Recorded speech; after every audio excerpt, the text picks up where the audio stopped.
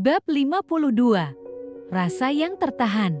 Hujan masih mengguyur pelan kota Jakarta ketika Ella duduk termenung di ruang tengah rumah Bularas. Sore berubah menjadi malam tanpa ia sadari. Ia hanya diam, memeluk secangkir teh hangat yang kini hampir dingin. Rintik hujan yang menari di luar jendela menjadi latar melankolis dari pikirannya yang berkecamuk. Kata-kata Raihan terus terngiang di benaknya. "Aku merasa kau makin jauh." Ia menatap bayangannya sendiri di kaca. Matanya tampak kosong. Dulu, ia bisa membaca dirinya sendiri.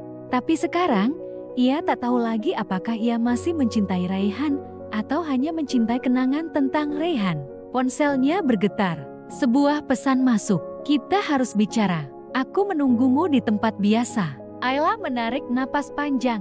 Tempat biasa. Berarti taman kecil di belakang perpustakaan tua, tempat penuh kenangan. Tempat di mana mereka pertama kali saling membuka luka dan menyulam cinta. Ia ragu, tapi pada akhirnya ia mengambil jaket dan melangkah pergi. Taman itu masih sama. Bangku, kayu basah oleh embun, dan aroma tanah basah memenuhi udara. Raihan berdiri di bawah lampu taman yang temaram, mengenakan jaket gelap. Rambutnya sedikit basah. Ketika Ella mendekat, pria itu menoleh dan tersenyum tipis. "Aku pikir kau tak akan datang," katanya lirih. Ayla berdiri di hadapannya, menjaga jarak. "Aku juga ragu."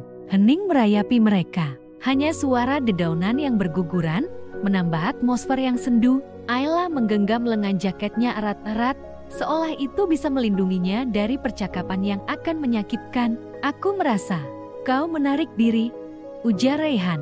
"Sejak kita kembali, kamu seperti membangun dinding." "Kau juga," jawab Ella cepat. "Kau sibuk dengan ibumu, keluargamu. Aku merasa sendirian. Aku mencoba menyeimbangkan semuanya. Tapi kamu tahu seperti apa ibuku." Ella mengangkat wajah. "Aku tidak butuh kau melawan ibumu. Aku hanya ingin tahu bahwa kau berpihak padaku." Raihan menatap matanya. "Aku ingin kau tinggal bersamaku, di rumahku." Ella terdiam. "Dan ibumu akan menyambutku dengan tangan terbuka. Aku akan bicara padanya. Aku ingin ini jati nyata, Ayla."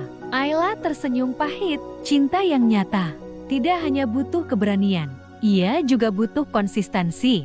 Beberapa hari kemudian, Raihan menepati janjinya. Ia berbicara pada keluarganya, terutama pada ibunya. Tapi seperti yang diduga, respon Nai Kartika tajam dan dingin. "Wanita itu membawa masalah. Jika kau memaksakan kehendakmu, jangan harap warisan keluarga akan jati milikmu." Raihan berdiri tegak. "Aku tidak butuh warisan. Aku butuh hidup yang jujur, bukan topeng." Dan dengan itu, Raihan secara tidak langsung dikeluarkan dari perusahaan keluarga. Akses ke rekening bersama dibekukan, dan posisinya sebagai direktur dicabut secara diam-diam. Ia tidak marah, tapi ia kecewa. Bukan pada keluarganya, tapi pada dirinya sendiri karena terlalu lama bertahan dalam sistem yang menindas. Kabar itu sampai ke telinga Ella. Malam itu, ia datang ke apartemen Raihan. Pria itu sedang duduk di balkon, ditemani segelas kopi yang sudah dingin. "Aku dengar semuanya," kata Ella pelan. Raihan tidak menoleh. "Akhirnya, aku tahu rasanya kehilangan segalanya." Ella duduk di sebelahnya. "Kau tidak kehilangan segalanya. Kau masih punya aku, kalau kau mau." Mereka saling menatap. Kali ini, tatapan itu lebih sunyi daripada biasanya. Tapi justru, di dalam sunyi itu, ada makna yang lebih dalam. Namun ketenangan itu tidak bertahan lama. Beberapa hari kemudian, Ayla menemukan sebuah berita di media sosial. Sebuah gala dinner besar diselenggarakan oleh yayasan milik keluarga Raihan. Di foto itu, terlihat Nai Kartika duduk bersebelahan dengan seorang wanita muda yang sangat dikenal Ayla, Fanya, mantan tunangan Raihan yang kini kembali dari Eropa. Foto itu memperlihatkan Fanya dan Raihan berbicara di meja yang sama. Meskipun tersenyum formal, ada keintiman yang mengganggu di situ. Ayla terpaku. Ia mencoba menahan diri.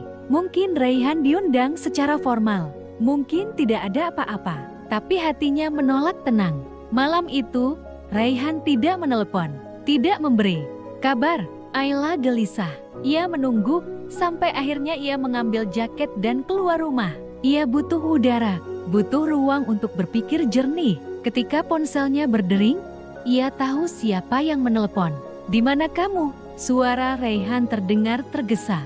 "Di luar, aku butuh waktu sendiri." "Ayla, biar aku jelaskan. Acara tadi hanya tidak perlu. Aku sudah lihat fotonya. Aku bukan orang bodoh." "Re, tidak seperti itu. Ibuku yang memaksaku datang. Dan kau datang, itu saja sudah cukup." Klik. Malam itu, Ayla menulis di buku catatannya. Terkadang yang menyakitkan bukan kebohongan, tapi diam. Karena dari diam, kita bisa menciptakan ribuan tafsir yang membunuh perlahan. Di tempat lain, Raihan menyandarkan kepala ke kursi mobil. Ia merasa gagal, bukan sebagai kekasih, tapi sebagai pria yang ingin melindungi wanita yang dicintainya. Ia terlalu sering diam, terlalu sering ragu. Ia pergi ke rumah Bularas, tapi mendapati rumah gelap. Bularas mengatakan Ayla pergi tanpa pamit, hanya meninggalkan satu catatan di meja. "Aku butuh waktu, jangan cari aku. Jika cinta kita masih nyata, waktu akan membawa jawabannya." Raihan mengepalkan kertas itu. Kali ini, ia tahu Ayla mungkin tak akan kembali jika ia tidak berubah. Dan perubahan itu harus dimulai sekarang.